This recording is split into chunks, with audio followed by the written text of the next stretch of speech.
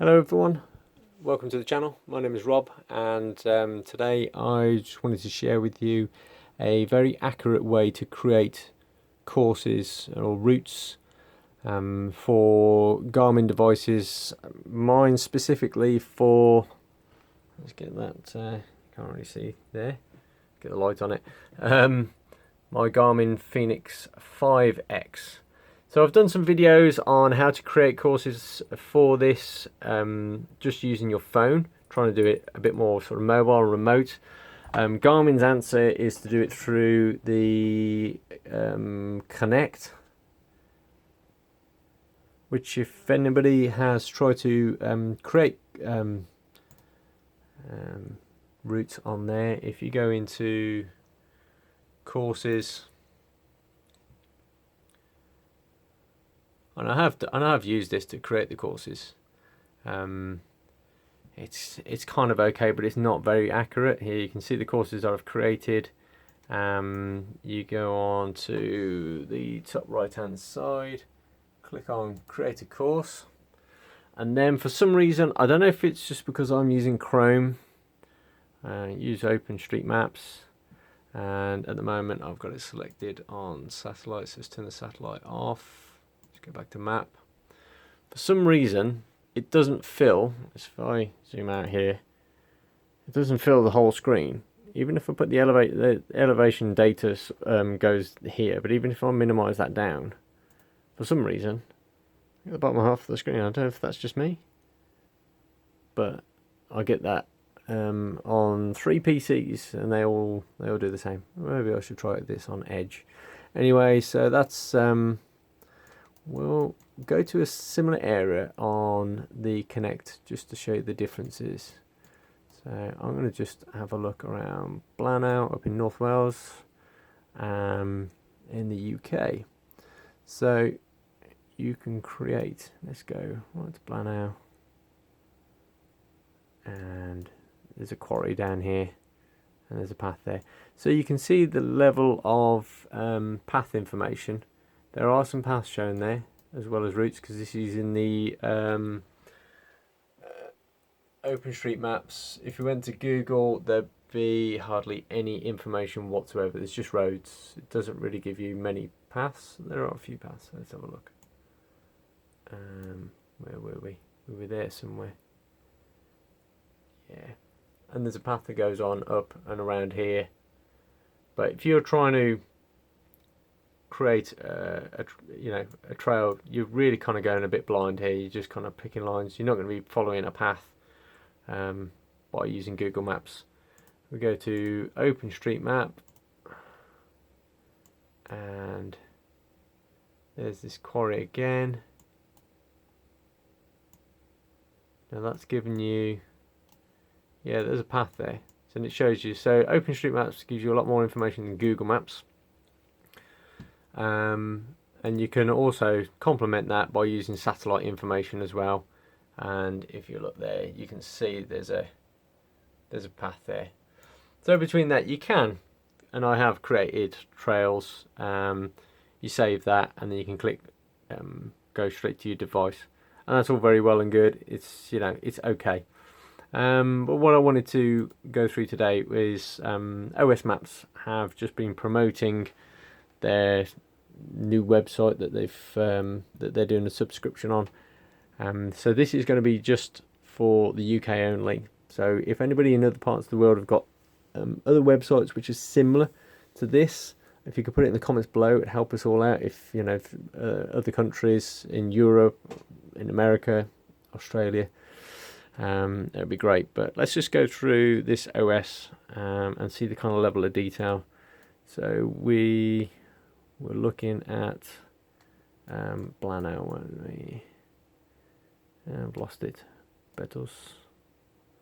Blanau is here, and if we just zoom in, that's what we were talking about on the OpenStreetMaps there, and it was showing these trails. So this already, you can see, I'll zoom in, there's a lot more paths on there. Let me just zoom in bigger on the screen so you can see there's loads of trails already on there, and this is the free part of OS. If you go premium, and you can try this on a 7-day trial, it's just sign up based on your email. If we click down here on the bottom right, you can choose the OS leisure maps, and now boom, we have got loads more information. You've got information of cliffs here and the terrain type. We zoom in even closer, and there you go. So we can see here now there's a car park there. So we could set a trail up from here. So if we go up to routes and create a custom route, yeah, okay, and now you can just start clicking on the map. So there's our start point, and then we click another point. Now it took me a little while just to figure out what was going on, because I kept sort of like clicking and clicking. It wasn't going where the actual cursor was clicking, it seemed to be just going off. But what you're actually doing, every time you click, you're creating a new waypoint, and then you move the waypoints around. So there's the trail, and you kind of click and then move the waypoint. So if you just do a few clicks here, speed the whole process up. We go there. Let's follow this path, and you can go really quite accurate here. You know, you can follow this within a couple of meters. Bear in mind though, every time you click on one of these, it's going to create a waypoint, and depending on how you got your setting on your watch as well, your watch could be buzzing like every time you hit one of these waypoints, because you've got to a waypoint. So it depends on how you got that set up and whether you want that to go off or not. Obviously, if you don't have as many waypoints, then your route is not going to be as accurate following a line, which is fine if you're following just a meandering sort of lovely path down in the valley. But say you're up on this ridge line here, and you're doing this on almost zero visibility day where you can only just about see your feet. You want to make sure that that's pretty accurate, that map, that you're not going to go wandering off somewhere that's pretty treacherous. So let's stick a few more little waypoints in there. Oh, hang on, where do we go? Just bear with me. Put a drop pin in there, by all accounts. Don't know how I did that.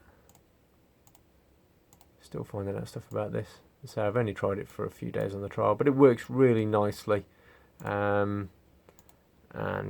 it seemed to be the most accurate way that I've made trails to put up onto my watch.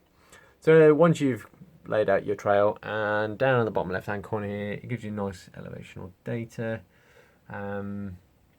So let's go to the overview. Now, this is a thing that took me a little while to figure out, because this was driving me bonkers. There is a button up here that says save, okay? So you click on save. Once you've actually pressed that button save, it then brings up this dialog box over here where you give it a name. So we call it test 100. Why not? And then you can type in all sorts of information about it. I don't know why you'd want to, I don't know. Somebody might want to, and you can give it all sorts of route difficulties and things like that. And this gives you information because when you save this, other people can sometimes, you can make these public and other people can see your routes, and you're just giving them information about that. So anyway, you do that, and then I went frantically back and kept clicking the save, and it didn't seem to be working. So they've created a save up there. All the way down here, there's another save, a little greyed out. Oh no, it's not greyed out, it's kind of blue, but it's right down there in the bottom left hand corner, and you're going to click that save to actually save it. And then it says you want to create another route. There you go, done. Okay, so that's it. There we go, fairly simple, fairly painless. The other thing I was going to mention as well, like with the Garmin Connect, you can always just double check these by clicking on, sorry, down here on the aerial. So it's always good sort of practice to have a quick look around and have a look at the waypoints and just see where they're going across, and make sure, obviously there's a bit more work to do on that one to follow that trail, although we weren't going down that road, were we? Yeah, we probably were. Who cares? Anyway, I'm just this is just proof of concept. So now we've saved that. Once you press save, it comes up here and voila, export GPS. So click on that. As soon as you click on that, it will download straight to your download place, wherever you download to. Let's go to my downloads, and here it's created a file, test 100, that's what we called it. Right, okay, so now you've got to get this onto your Garmin device, which you can't do through Garmin Connect, because in their infinite wisdom, for some reason, they don't want you to upload GPX files. Go figure. You have to use their Basecamp software. Don't know. Anyway, so a little hack away around that is if you have watched another one of my videos about Dynamic Watch. It's a great little app that you download for your watch, and then you go onto their website, you register for free. This is totally free, you don't have to pay for this, although they do have a premium service where you can do other bits and pieces, but I haven't used that. Once you've done that, you can click on import. That then takes you to another page where you can put the HTML in there, or you can drag and drop your file here. So if we open up our download and drag and drop, and make sure it goes into, hang on a second, apologies, I've just got a hard drive spinning up that went to sleep. So you need to make sure that you drop that into that little grey box there. If you drop it anywhere else, you're just going to end up with a web page full of gobbledygook. So it must be not in the white bit, but in that grey box there. Drag and drop. And there we go. Boom, done. And then it comes up actually on their website, the course that we created. So moving on, let's get to the watch. And this is where you've got to make sure that you've got an internet connection on your watch. We click here and go down to the app that you will have already pre-downloaded. They do one called DW Map, but the other one that they've got is Route Course. So refreshing, and when we scroll down to the bottom, oh there we go, test 100. Click go on that. And you can download and launch, or just download. So let's just download it. Downloading. Route done. And then if you actually clicked on it, you can set it to do you know, whatever it is that you want to do. Once you've actually done that and it's loaded it up, you can then come back out, and it will be saved in your in the standard courses. So if you now go back into, say, just your navigate, and then go to courses, we'll find in here somewhere where you test 100. Boom, map done, and there you go. That was that course that we did. And you can see there on the, let's just move across a bit. You can see on this, the level of detail on this map is nothing like what you get on the OS maps, but you've kind of got reassurance that you've already set up a very accurate course at home. I'm not sure if the OS are going to bring out an app for this, but it would be nice if they did, and you could do all this on the mobile. But there we go. So there was a course that we've uploaded, and that will stay on your watch. So there we go. That's the most accurate courses. How I've managed to figure out how to make the most accurate courses by a combination of using the OS maps.